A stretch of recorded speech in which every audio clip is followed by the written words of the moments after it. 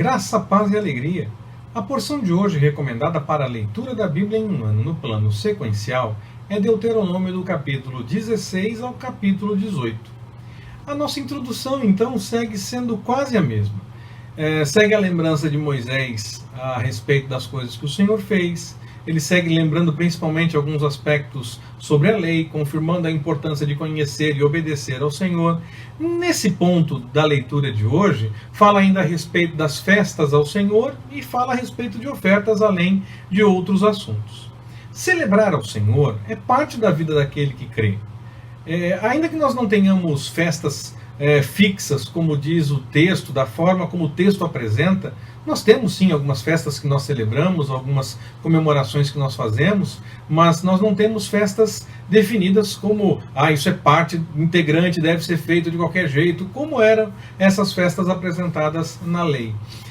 E as nossas festas muitas vezes estão mais ligadas com o calendário social, que sim, é bem impregnado com questões da Bíblia, com questões do cristianismo principalmente, mas nós não temos festas como essas definidas na lei, da forma como elas são definidas na lei, ainda que nós tenhamos várias celebrações, é verdade.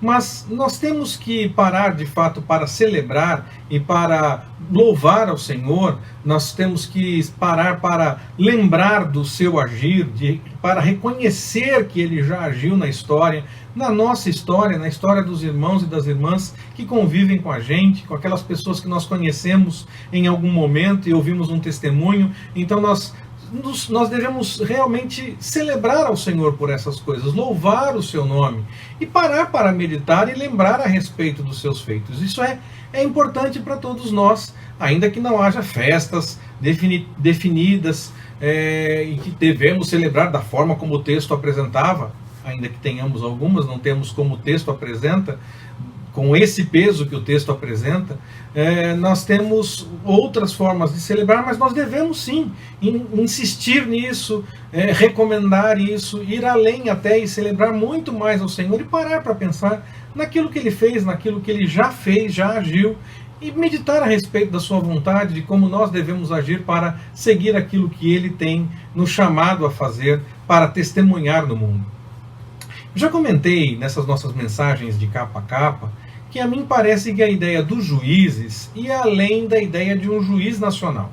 Há momentos em que eu tenho a impressão que os juízes podem ter atuado no mesmo momento histórico, em tribos diferentes.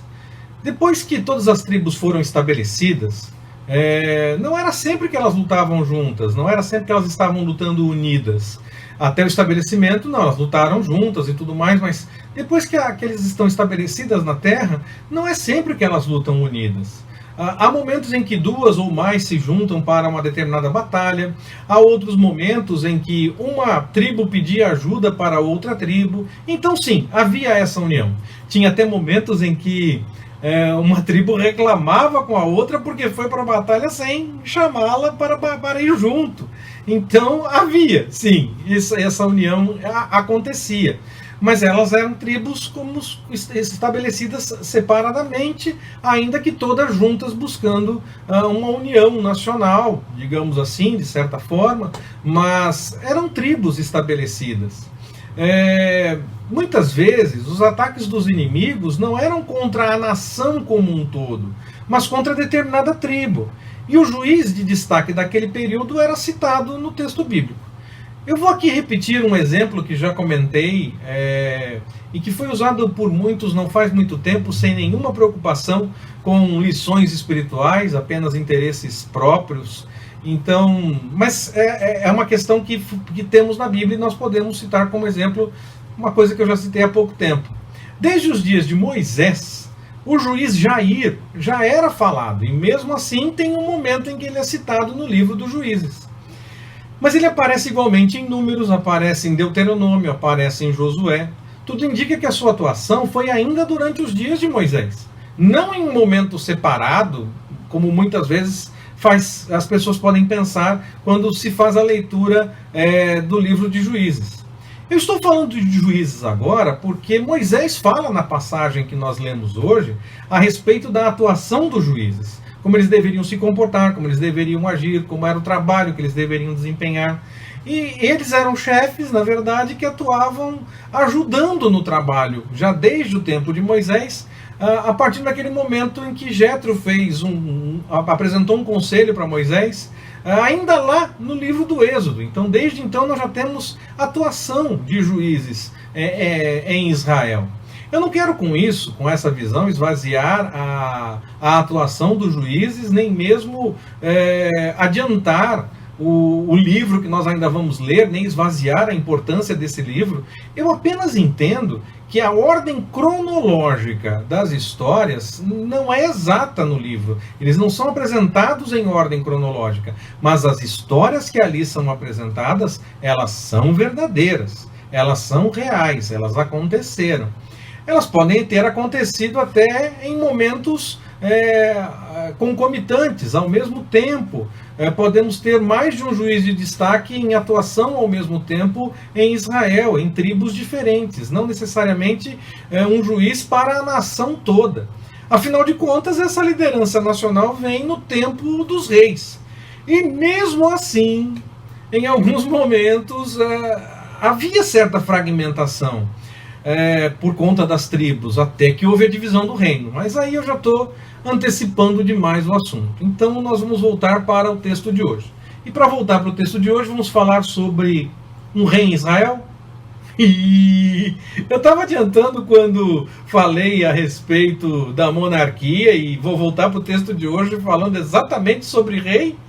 Pois é, eu estava adiantando quando eu falei sobre a divisão do reino, mas o texto de hoje revela que era possível sim Israel ter um rei. Fala como é que esse rei deveria se comportar, que ele não deveria se preocupar com posses e riquezas, não deveria ter muitos casamentos para evitar uma mistura na cultura, principalmente na questão religiosa, já que um casamento de um rei muitas vezes acontece por conta de acordos entre as nações. O rei deveria escrever uma cópia da lei em um livro para meditar todos os dias a respeito dessa lei. Logo, o problema não era Israel ter um rei. Quando nós chegarmos em Samuel, o problema não era esse. O problema é que eles pediram no momento em que não era o momento mais adequado, possivelmente, e porque os reis não seguiram a lei, não seguiram o tempo todo a vontade do Senhor.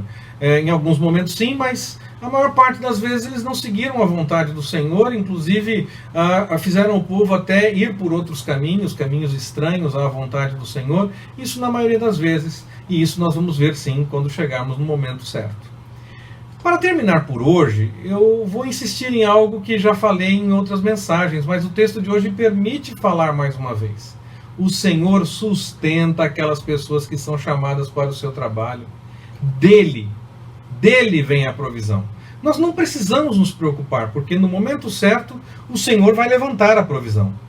É claro que nós precisamos estar atentos, pois pode ser que nós sejamos os responsáveis para ajudar as pessoas que estão precisando, para ajudar aquele que está na linha de frente no trabalho, na obra do Senhor.